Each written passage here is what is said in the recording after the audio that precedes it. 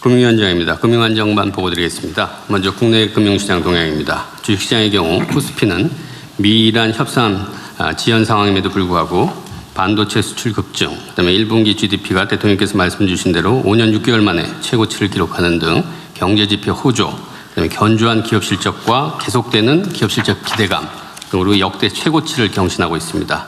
오늘 아침에도 9시 40분 현재 6,670포인트를 지금 기록하고 있습니다. 제일 밑에 작은 글씨를 보시면 4월 주요국 증시 가운데 우리나라가 제일 높은 상승률을 지금 보이고 있습니다. 채권시장의 경우 4월 들어서 윗비 자금 유입 등으로 금리가 하락 반전되었지만 고유가 공급망 충격에 따른 글로벌 인플레이션 우려 등으로 하락폭은 제한적인 상황입니다. 금융부문 대응 현황입니다.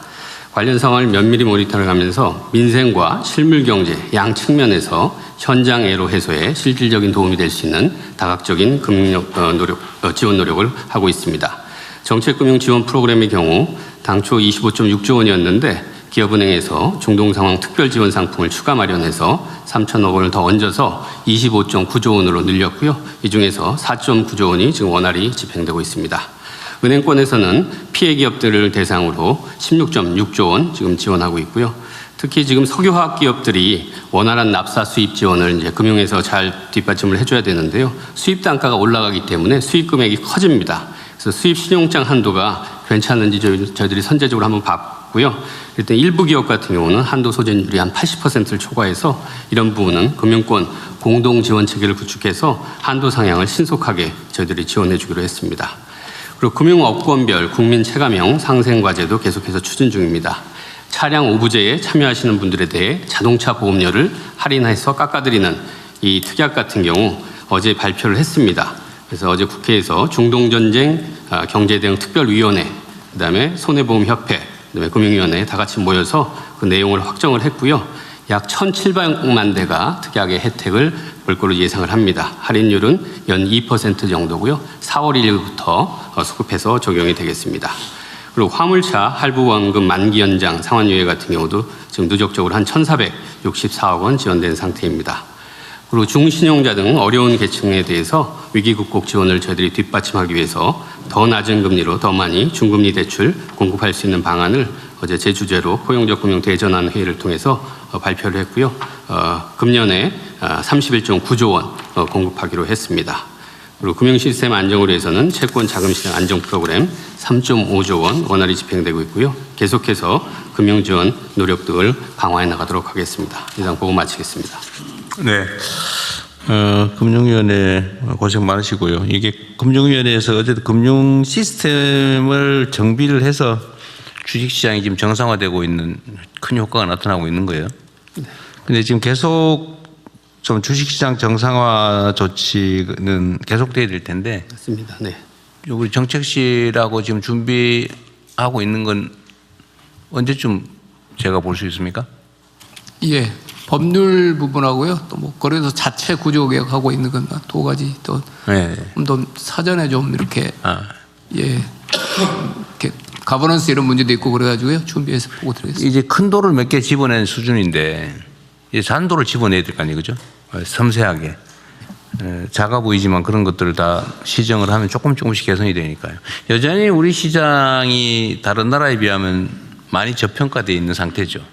네, 그렇습니다. 그래도 지금 많이 올라왔는데요. 그래도 지금 최근에 이제 기업 실적이 굉장히 많이 올라왔고요. 기업 실적 대비로 하면 저평가돼 있다. 그런 지금 평가가 많이 있습니다. 네. 그리고 여전히 어디 요새 뭐 이자가 무슨 뭐 10,000%가 넘는 걸 발각을 했느니 뭐 그러잖아요. 네네.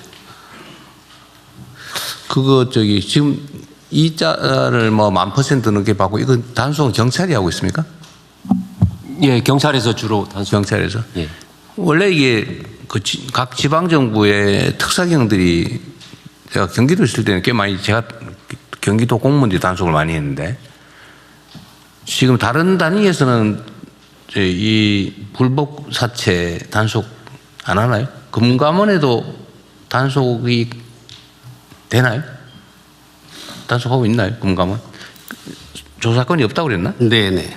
근데 저희들이 예방 차원에서 불법 사금융 예방이랑 그다음에 그 당하시는 분들 저희 전담자를 해서 원스톱 서비스를 해갖고요. 지금 가동이 됐죠. 그럼 지금은 현실적으로는 그럼 지방정부들이 할 수는 있는데 크게 뭐 관심 있는 것 같지는 않고 경찰이 주로 해야 되는 거군요. 예, 경찰에서 주로 하고 있습니다. 그 사채 이자율이 뭐 10,000%가 넘고 그것도 주로는 젊은 청년들이 많이 당하잖아요. 예, 예. 사회 초년생들이 많이 당하는데 예, 그렇습니다. 그 신병 처리는 어떻게 하고 있어요? 그죠? 악질적이고 이러면 좀 엄하게 되는 거 아니에요? 악질적으로 뭐 사안에 따라서 저희가 이제 판단을 하는데 뭐 채권 추심하고 이럴 때 이제 폭력을 수반한다든지 이런 경우는 그 구속 수사를 적극. 근데 그냥 단순히 너무 과하게 이자 높게 빌려줬다 이거 가지고는 그렇게 신병 예. 처리를 엄하게는 안 하는 모양이군요. 예, 그런 부분들은 좀. 그러니까 이게 참 우리 사회에 아직도 그런 어두운 면이 많이 남아 있는 거죠.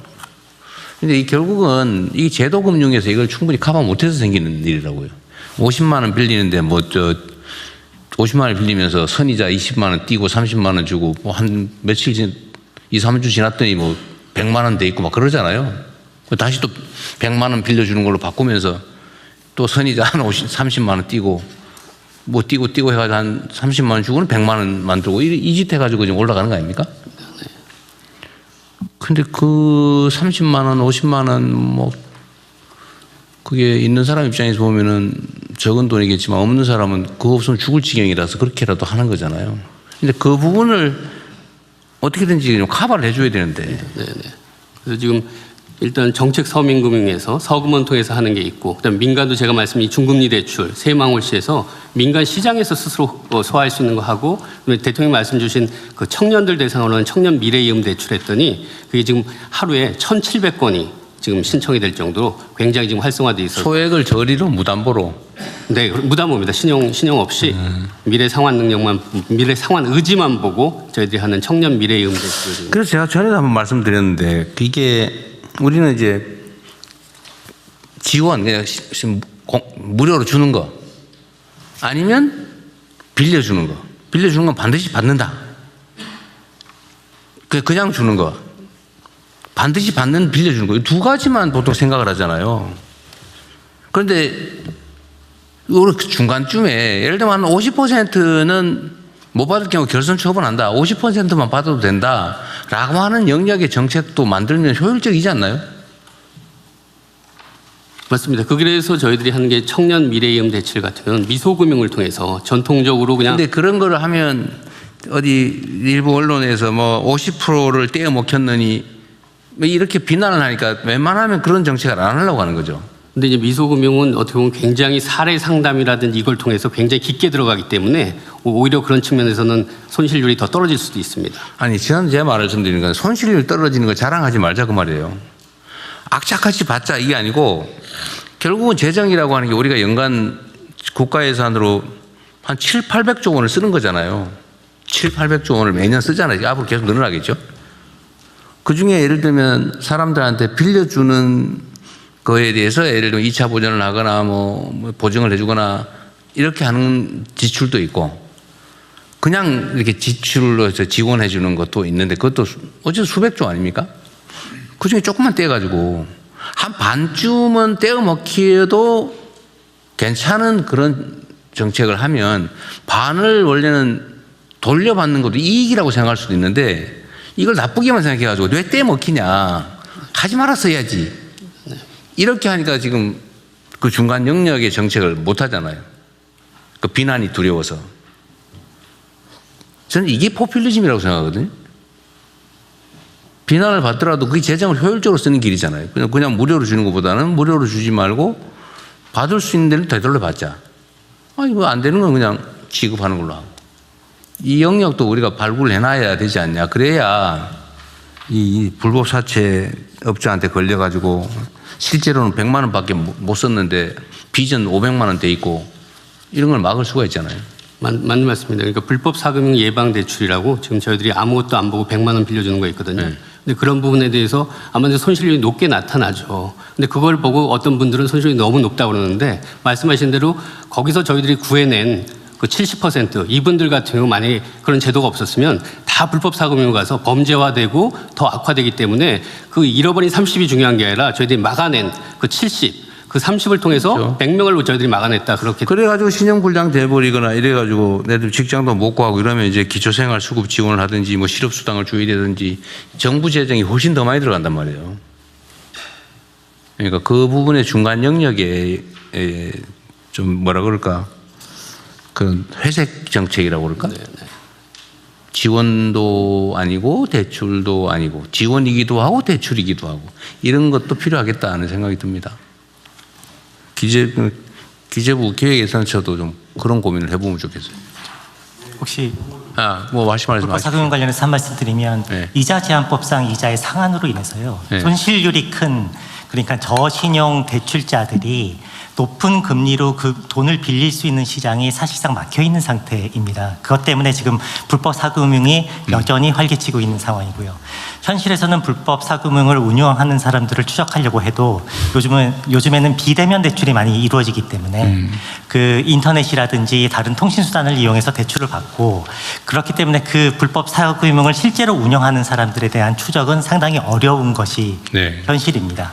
그리고 이 부분에 대해서 불법 사채업자들의 수익은 그래도 회수해서 네. 피해자들에게 환수해야 된다는 취지에서 이번에 범죄수익은닉법을 개정을 해서 이 불법 사금융에 대한 초과 이자에 대해서는 국가가 환수를 해서 피해자에게 돌려줄 수 있는 그런 법률 개정이 지금 본회의 통과를 앞두고 있는 상황입니다.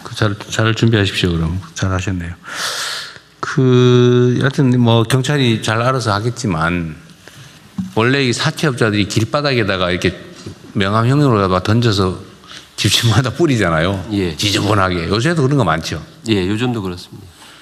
그 신고제도 신고하면 뭐 포장을 해주든지 신고하면 다 잡아가지고 전화 차단하고 이건 다 하고 있죠. 예, 그렇습니다. 그거와 관련해서 요새 사채뿐만이 아니고 무슨 불법업소 안내하고 이런 것들 옛날에 요새 잘 안 나가봐서 모르겠는데 무슨 어디 번화가 강남역이나 무슨 뭐 인덕원 이런 데 가면 막 바닥에 그냥 물구분에 뿌려져요. 요새도 그럽니까? 요즘은 이제 사이트를 통해 갖고 네, 인터넷 사이트로. 인터넷 사이트를 해서 정식인 것 같은데 들어가 보면 딴 데로 연결돼 있는. 하여튼 좀 손이 많이 가긴 하지만 그 피해를 막기 위해서 경찰에서 좀 신경을 많이 써주세요. 예, 엄정하게. 엄정하게 해서 일반 예방을 좀 해야 예. 그 사람 잡는 거 진짜 쉽지 않잖아요. 예. 잡아보면 또 뭐 큰 사건도 아니고 그러긴 한데 피해자는 엄청나게 많을 수 있기 때문에 예, 그렇습니다. 홍보도 잘 하시고요. 예, 예방도 잘 해주십시오. 네.